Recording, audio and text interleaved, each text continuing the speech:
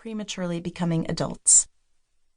He was also a man who picked me up from every ballet class with a carton of chocolate milk and a package of peanut butter crackers, who taught me to drive his car in the snow, and years later drove 30 miles to dig mine out in a blizzard. And he was a man who eventually lost his wonderful words, driving privileges, and social graces to Alzheimer's disease. No longer burdened by the need to filter the world for the benefit of his children, Dad finally spoke openly and honestly about something he'd kept hidden from us for our entire lives. An open secret that I didn't have the stomach, or balls, to talk about until conversations with my father had an expiration date. More on all of this later. For now, all you need to know is that I loved my dad so much. Love, present tense. Part 1. Before. Chapter 1. The duck room. The most important room in my childhood home was covered in ducks, a first-floor den that we called the duck room. I worked in branding for a while, coming up with names for products and startups and buildings, and there was one guy at my company who would get so frustrated during brainstorming sessions that he would finally yell, "Call it what it is! Why are we fucking around with this, guys? We should just call it what it is." Of course, if we always called things what they were, the world would be full of overhyped pink wines and I can believe it's not butters and sneakers for elves at raves. But in this case, the duck room captures it perfectly. The room had wallpaper with a mallard pattern that was as tasteful a mallard pattern as a mallard pattern could be. I remember the paper as red, but my mom insists it was brown. Armchairs were upholstered with another tasteful duck pattern that Mom and I both agree was yellow. Our duck-shaped phone had a curly black cord extruding uncomfortably from her fine feathered bottom. It was all pretty classy for the mid-1980s. The duck room was important because it was the nerve center of our house, part media library, part family archives, where we kept all of our games, records, VHS tapes, photo albums, and books. Our TV was in there, and our VCR, and a convertible flip chair that was just wide enough for me and Daniel to cuddle up on together when our family settled in to watch a show or a movie.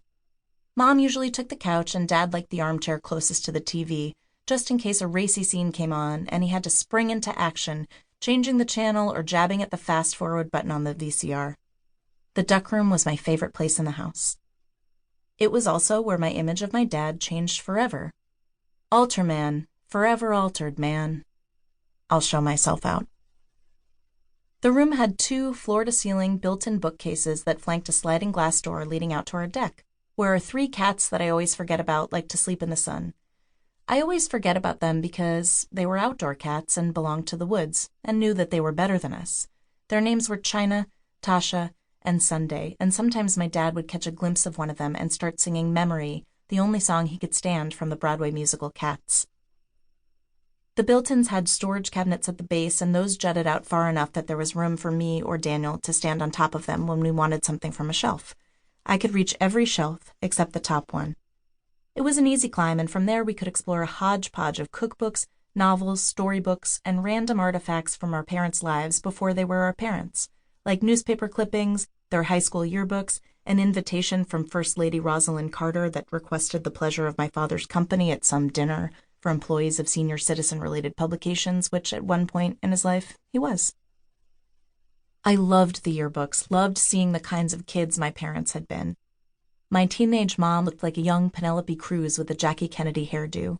There are photos of her throughout, some where she'd posed with her choirs and clubs, and one candid from a fancy-looking dance where she looked stunning, but uncomfortable.